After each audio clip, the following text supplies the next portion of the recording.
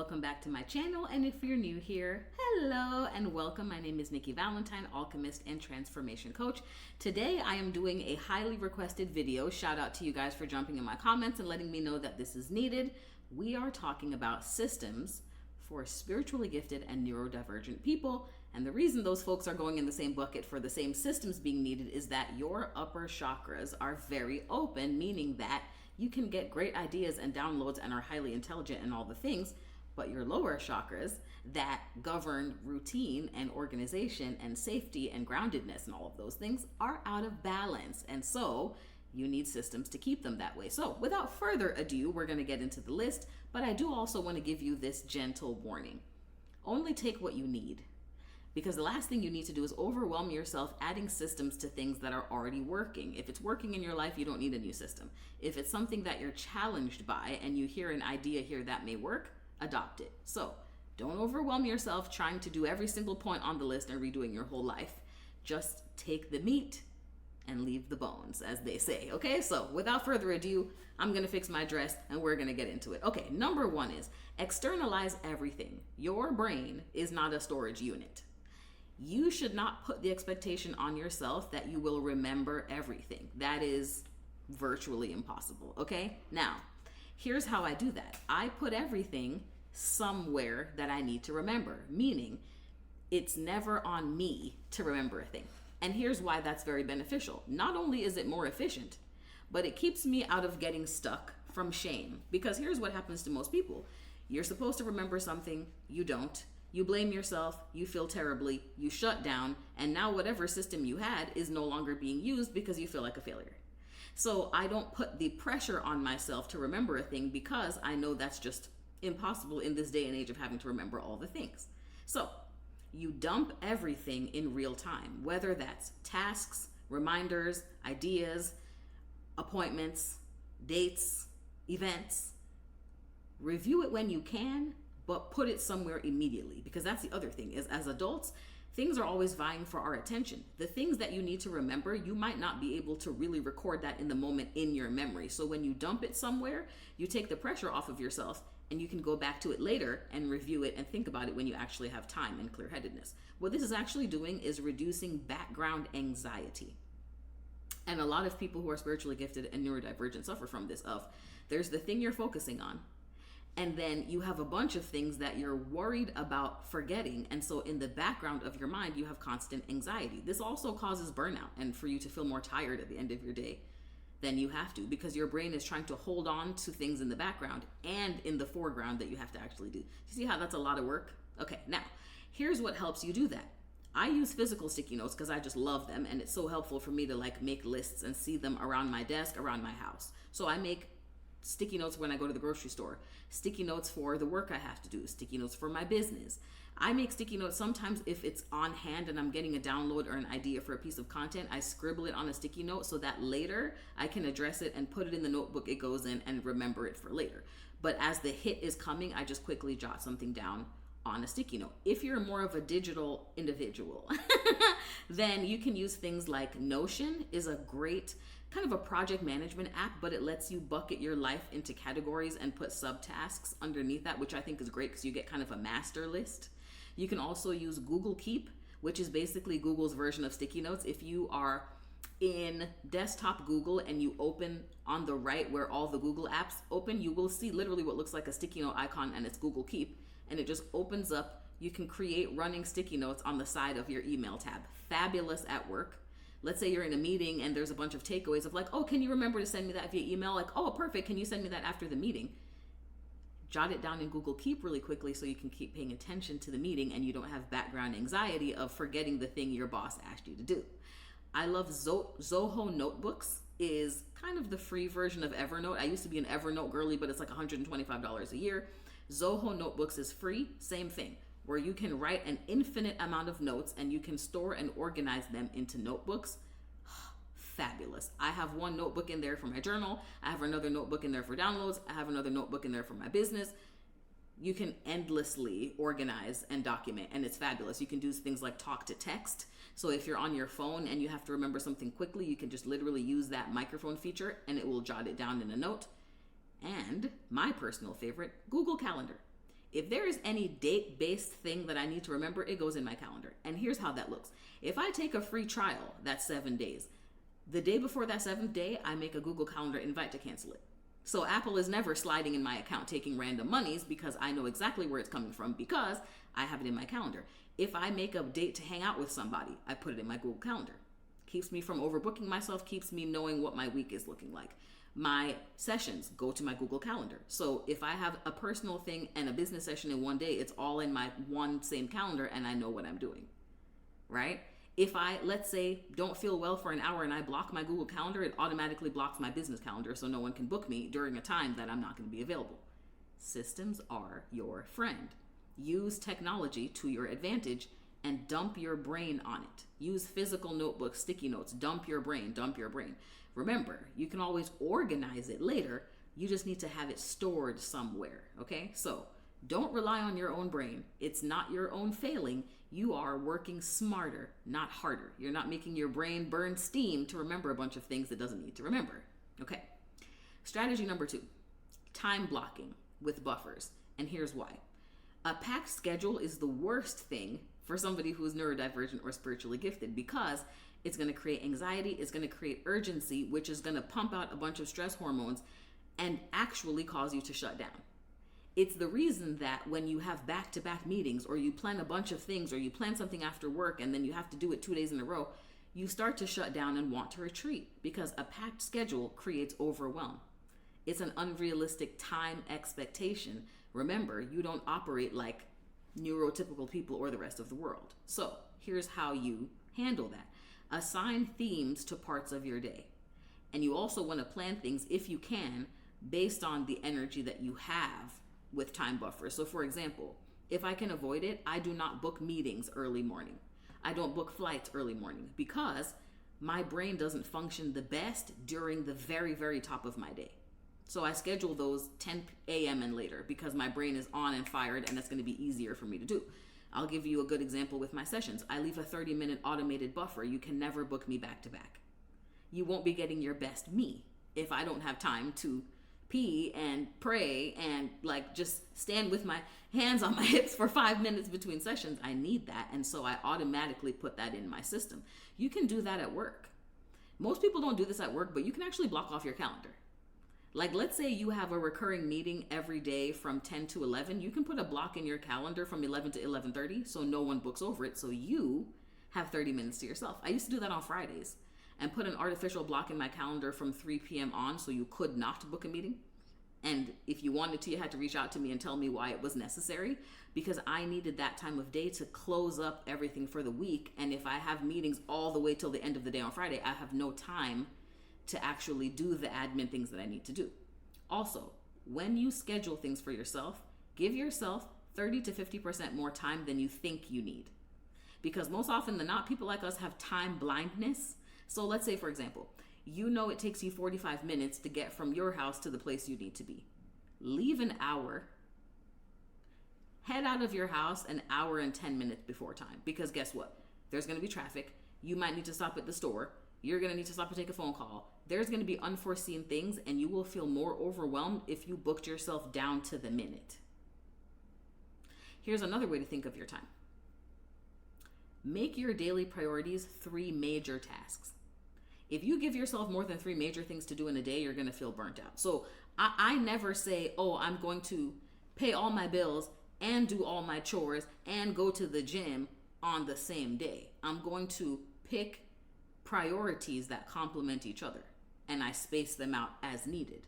So my 3 major tasks might be pay all my bills, do some sessions, send some follow-up emails. And the next day it's going to be gym and then 2 minor tasks. So I always like to say 1 max priority task and then little supporting tasks. When you try to stack up all your major things in one day, you overwhelm your own energy. And then when you fail at the thing, you feel terribly.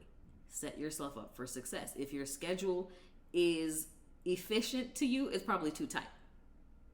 Your schedule should have air in it, room. I've worked in corporate leadership for a long time and I've had to look at many people's calendars within an organization. And when I see people, when I'm talking about back to back, I used to work that way. I used to be on calls from 9:30 a.m. to 6 with like my ex had to slide me food in the door because there was no room. But it's because I was not putting artificial blocks in my calendar. I was allowing people to book me back to back. And I was bitter and miserable and overstimulated until I started saying, hey, can we push this back 15 minutes? Actually, could we do this tomorrow? Because now I manage my schedule based on capacity, not just open time. Yes, it may say I have 8 hours today, but I actually had 6 hours worth of work, so I'm only taking 2 meetings. Can we move this to Wednesday? Can we move this to Thursday? Because I have no work to do. Do you see what I mean? You get to create time boundaries so that your schedule is not always constantly tight, because we do not do well in constantly tight schedules. So the system is buffer, buffer, buffer. Always have buffers if you can between activities, artificial blocks in your calendar, and also leaving more time than you think you need for a thing. That is an excellent system. Add on 20 minutes to whatever you think you need to do, because you don't think you'll need those 20 minutes, but you will be very grateful to be able to do a thing more slowly and intentionally than to rush and do it on the time it takes. Okay? Number 3, sensory regulation systems. And this is a huge one for me as an autistic person. I have designed my entire house and my entire lifestyle so that I don't end up in sensory overload. Now, of course, out in public, you can't control that. But while I'm in my own sanctuary, I make sure that things are designed in such a way that I don't end up overstimulated. And what that does is it builds a default environment so that you're not waiting to get overloaded to relieve yourself. You're designing a thing to keep you from getting overwhelmed. Here's how that looks. 1, noise control. I do not play more than 2 pieces of sound ever at the same time, and I don't allow people to do it around me. If the TV is on and you want to listen to a TikTok, I'm muting the TV. Or you're going to mute your phone. We have to pick one. That is a rule and a system around me anywhere. As soon as I hear a secondary type of sound, the first one's getting muted. It has to. Also, I wear noise canceling earbuds at night to sleep. A lot of us are not getting proper sleep, which is why we're getting overstimulated during the day, because you're trying to white knuckle your sleep. I sleep with not only white noise canceling headphones, blackout curtains, and a white noise machine. I am practically dead at night, okay? And I sleep with my door closed because I know my system is super sensitive to sound. It's sensitive to sound. If I hear the least little sound, it's going to wake me up and ruin my entire sleep. That white noise machine is also helpful during the day when there's outside noise that's overstimulating me. I turn my fan on or I turn on my white noise machine. You can get one on Amazon for literally $10. And it has all kinds of different white noise, rain sounds, ocean sounds, white noise, brown noise, you name it. That is critical for me. Sound management is a system that is essential to life. Lighting management is also key. There is a time in my day when the big lights get turned on and off. If I don't have any meetings, big lights don't get turned on before 12 and they don't stay on after 7. Why? Because you are keeping your brain in a constant high level of stimulation. If you work in a workplace, one of the best things you can do for yourself is to go to a conference room for a couple hours a day, because the lighting is usually lower, and or you actually can turn the lights off yourself. I used to do this when I was in office, and it was critical to my mental health. I needed at least 1 to 2 hours a day of medium to dark work. And I worked in tech for many years, and engineers second this too. They'll hide in conference rooms because it's harder on their eyes to be programming under such high lighting, so they'll go hide in a conference room in the dark. You can do that. Utilize your free will, but manage the lighting that's coming towards you on a daily basis, because it's contributing to making you feel overwhelmed. If you've had your light on all day, by 7 p.m., between 7 and 10 when you're trying to relax and that big light is still on, your brain is overstimulated. It can't come down. It's why so many people stay up later than they have to, because by the time you turn that big light off, it's your bedtime, but your brain is still firing off. So now you're not going to bed for another 2 hours sitting in almost the dark. Manage your lighting and create a system around it. Hours that your big lights go on and off. If you get the Philips lights, you can actually control this from your phone. Or you can be old school like me and just know, well, work day is done. Whew, there goes the big light. Only lamps and candles from this point forward. Clothing is another one. I have a system of clothing, which is in my house, if I'm not on camera, my clothes are inside out. Anybody who's ever been to my house knows this. If I'm just chilling in my pajamas or anything, my clothes are inside out, because it creates the least amount of sensory data for my skin. Any clothes that I buy that are for the outside world have to be soft fabrics, cannot have harsh tags, and can't have harsh seams, which keeps me from ever picking clothes that will overstimulate me. Everything in my wardrobe is either cotton, microfiber, silk, or some kind of smooth material. Even jeans, I don't choose jeans that have a rough inside, because if you have anything in your closet that will overstimulate you, you're gonna pick it to wear one day, and that's gonna be the day that it sends you over the edge. So cull out your wardrobe and make sure that everything in it feels good on your skin, so that you're never accidentally picking out outfits that overstimulate you at work or on a date or when you can't change it and you're out in public. Here's something else that helps me. I always have what I call a reset kit on me. And it's funny because people always come to me for supplies since I have them, but they don't realize I have it for my nervous system. Here's what's in my reset kit. I usually have water with me if I'm out in public. I usually have a snack or some form of sugar because I'll get lightheaded and possibly pass out if my blood sugar gets too low. I find that, again, when you tend to be an airy, open chakras person, for some reason, you need a little bit more constant blood sugar than other people. Your blood sugar can drop and spike, and so I always keep like gum or mints or a tiny piece of candy or something for when I start to feel, because guess what? You probably forgot to eat. And your blood sugar just drops out of nowhere, and now you're like, oh God, I can't think straight. So I keep water, I keep a small snack or something sweet, I keep headphones, because I always assume that when I'm in public, I may encounter something that is overstimulating from an audio perspective. So I always have headphones on me. I usually have some kind of sunglasses and something grounding that I can smell. So usually like a little mini fragrance.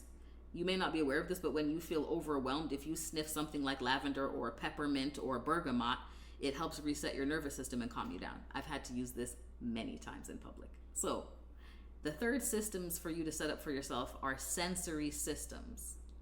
Even think about things in your home like, are all your surfaces soft? Are your blankets soft? Are your pillows soft? Is the couch material soft, or should you get a cover for that? Because you don't realize that throughout the day, as a neurodivergent or spiritually gifted person, you're getting small hits of stimulation. And when those build up to be too much, that's when you crash.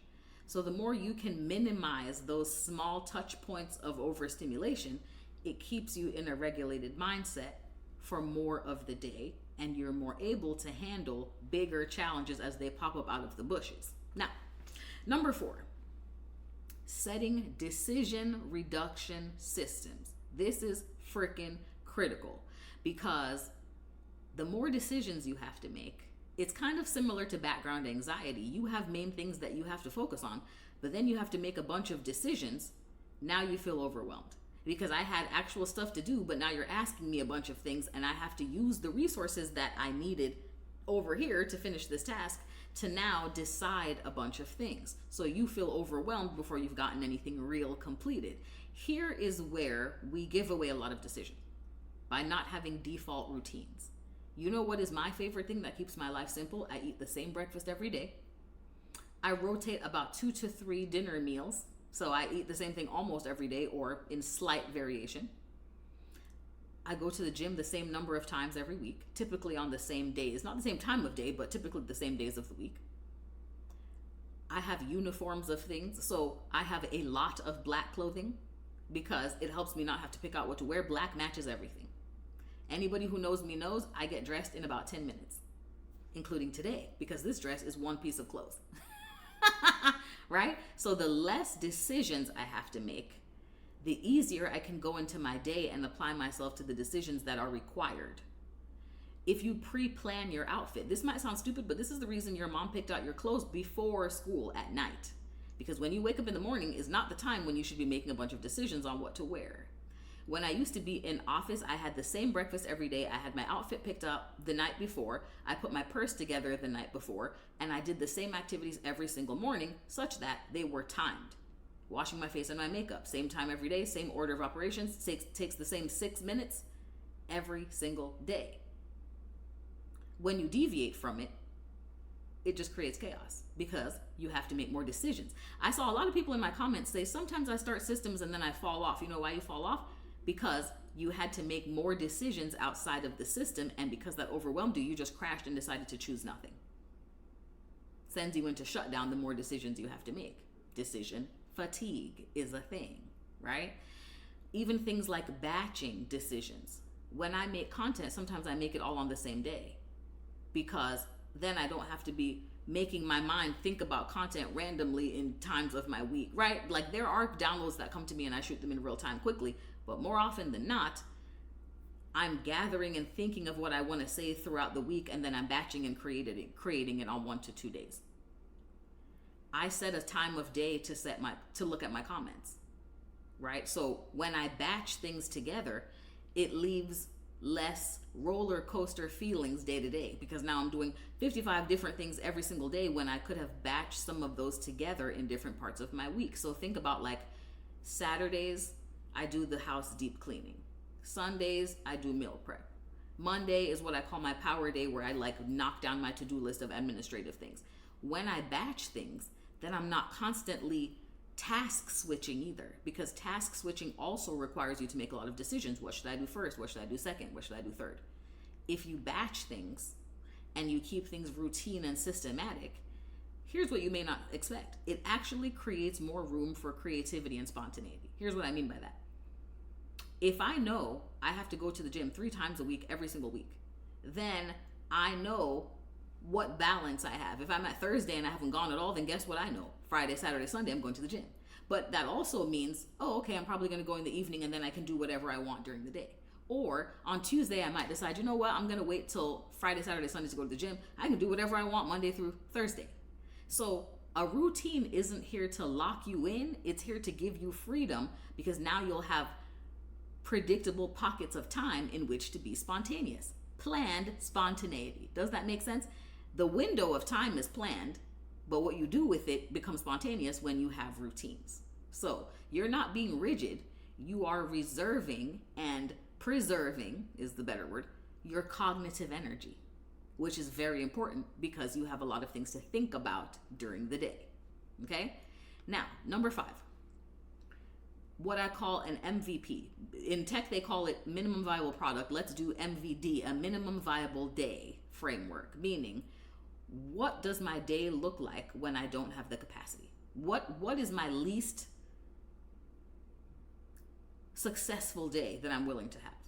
I call these low capacity days, where I can only hit the baseline. The baseline is eat 2 meals, shower and do basic hygiene, 10 minutes of movement, and that's it.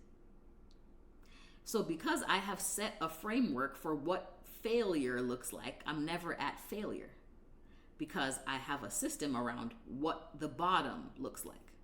Even if I'm having a sad day and I'm depressed, I'm like, did I eat 2 meals? Did I shower? And did I go outside and take a walk for 10 minutes? I can at least achieve those 3 things. So then I don't just feel like a POS on a day that I don't feel capable of achieving everything. I have a system for when I'm not feeling the best, so that I still feel like I accomplished something. That's a framework for redefining success when you are overstimulated and overworked and burned out. Now, people don't think about these systems, but here's one. Number 6, transition rituals. Meaning, how do you move between activities? Because you don't realize it, but if you don't have a system to move between activities, you're just going from thing to thing to thing every day and getting completely overloaded. I'll give you an example of how this works in my life. If I have a certain number of sessions or meetings in a day, and I see an open pocket in between those, that's when I'm going to take my walk. Because I need to reset my energy and reset my cognitive focus after chunks of my day, so that I'm not just steadily losing energy throughout the day, right? Wouldn't that be unfair for whoever books a session at 12 to get a better experience than the people who book one at 5? Right. So I have to find ways to transition and have rituals for that, of how I repeatedly reset between activities. And walking is one of the ways I do that. I will take a 5-minute walk around my block. 10 minutes. Not a big effort, but it resets my brain, it resets my mood, it resets my nervous system. I also use music. When I'm going between tasks, I'll play music. So for example, there's one playlist that's getting me through my day and doing tasks, and when it's time to go to the gym, I switch my playlist. That helps me get into a different energy, get into a different BPM, get into a different pace. Or if I come back from the gym and I need to ramp down, silence, no phone, or subliminals, calming music. breath work, sitting still. So I have preset activities that I do to transition me from one state of my day to another. It's like I said to you earlier in this video. When I'm done with my workday, all the big lights get turned off in my house. That is a transition ritual that tells my brain we are done working, we are now relaxing. Once you set those things in stone for yourself of like, maybe it's, now that my workday is done, my kitchen light goes off, my bathroom light goes off, or I shut my computer off, I close the door to my office. That tells me we're now transitioning to another step. Otherwise, your life just bleeds into the next day and the next day and the next day and the next day, which can also feel overwhelming. So those are called transition rituals of what do I do between things to keep me clear-headed and keep me feeling grounded. Now, here is one that I'm very passionate about. Visual systems and how you manage your visual field. Most people never think about their visual field, but I want you to imagine something. When you go to a hotel and you walk into that lobby, there's nothing there but the decor. You don't see trash. You don't see random items being laid around. You don't see a cup here, a phone, that you don't see anything. When you walk into your hotel room, only the decor. There's not random items out. This is why the good ones, will fold your stuff and clean your room before bedtime. And when you walk in at night into your hotel, your sheets are turned down, everything is folded, everything's put away. What they're doing is clearing your visual field. It's the reason you feel so relaxed in hotels, because your brain isn't designed to scan. The more items that you're forced to look at, your brain is working harder. So when you clear your visual field, it brings down the amount of processing your brain has to do. So that's why I also said cleaning off your desktop, deleting screenshots in your phone that you don't need, going through that saved folder in Instagram and wiping out anything that you don't need, deleting spam emails. Just look up the title of the company, select all, mark as spam, delete. Keep your inbox clear, because when your visual field in any way has too many things in it, you will feel overwhelmed. Okay? Now, this also works in the opposite of when you make things visible, your brain doesn't have to track them, because like I said, whatever is visible to you, your brain is tracking it. So the same way it works of when you're ready for your mind to be calm, you clear your visual field. If you need to remember something, put it in your visual field. Here's how that works. In my apartment, the kitchen is next to the door. So I put things in my visual field in my kitchen that I know I'll need on the way out the door, so I don't forget them. Here's how that looks.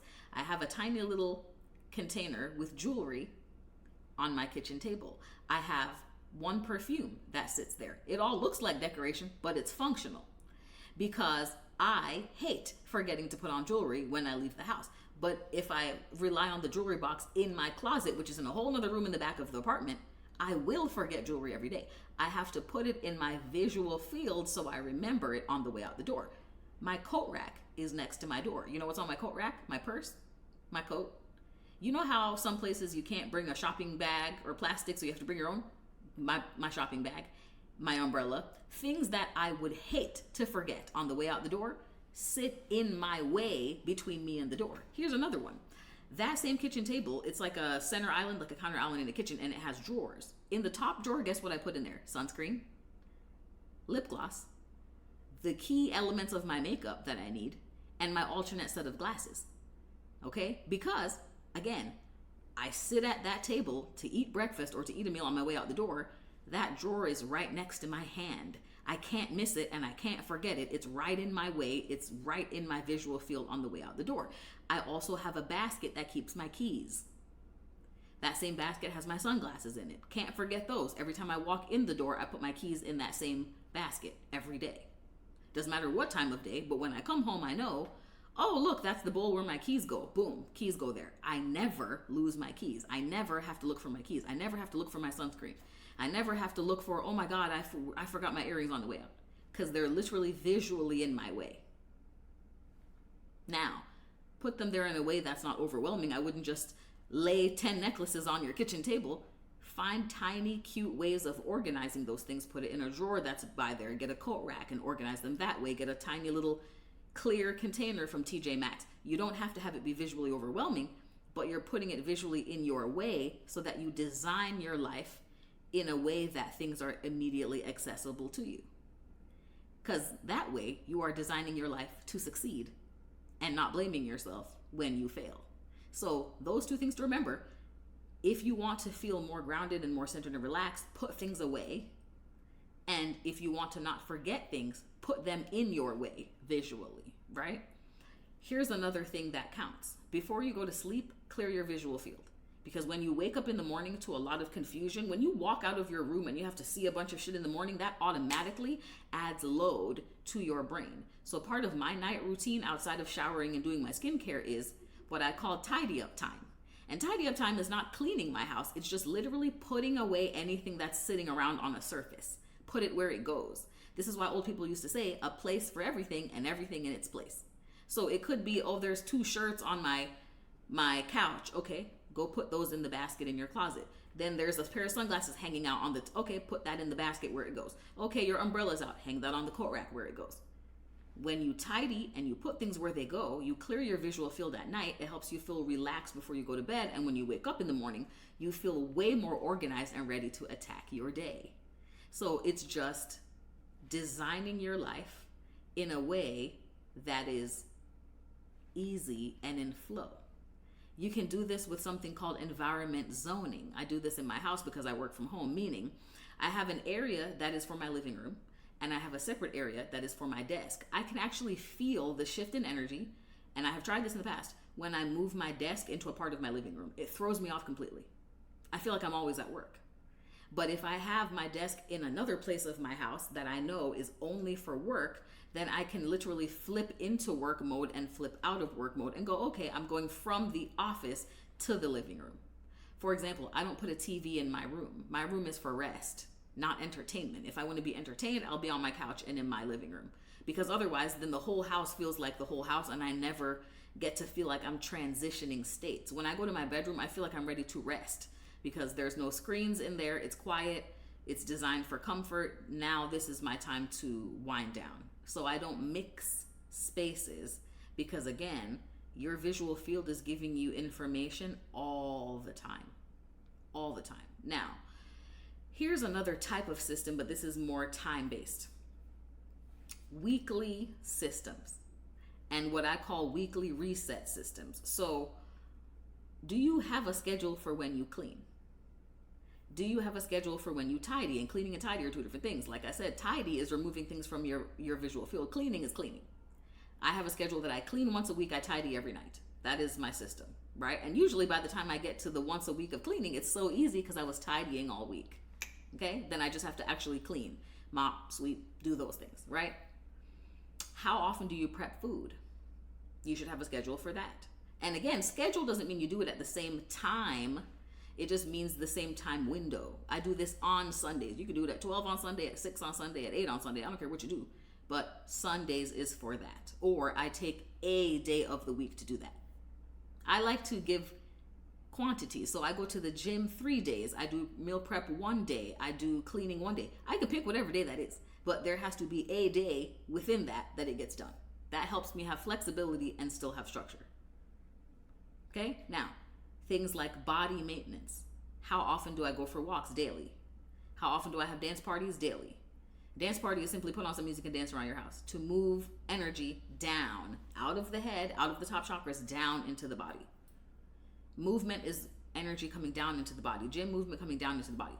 But I have to set cadences around that, around how often. I don't leave it to chance. I don't wait till I've had 3 bad days and I'm pissed off and then I have a dance party. I have them proactively every day. In fact, I wake up every day and I listen to Ring My Bell by Anita Ward and dance around my house while I make my breakfast. Starts me off on fantastic energy, right?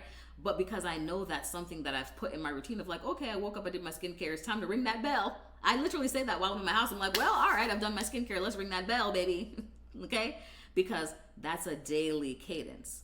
And I do that because I'm allowing my body to have a systematic way to process emotion and to set my energy. So I hope some of these things have been helpful to you. And like I said, take what you need, not what you don't need, so you're not reinventing the wheel, because you don't need to. And for anybody asking for physical resources to organize things, my favorite go-tos are TJ Maxx and Home Goods, because home organization tools are so freaking cheap. Fabric boxes to keep things in, clear plastic containers to keep things in, planners, sticky notes, agendas. They have all of the organizational things that you need there for the LOW. That is how I set up my whole house. You'd think Amazon is cheapest, but beware, Amazon can be expensive sometimes. Your local TJ Maxx and Home Goods will help you get yourself together and be organized. So drop down in the comments. Let me know if this was helpful to you, or if you still have any questions. You know I'm always in there answering. Like, share, and subscribe if this has helped you, so that it can help a friend and we can grow this little community that we have going on. And I, as always, love you.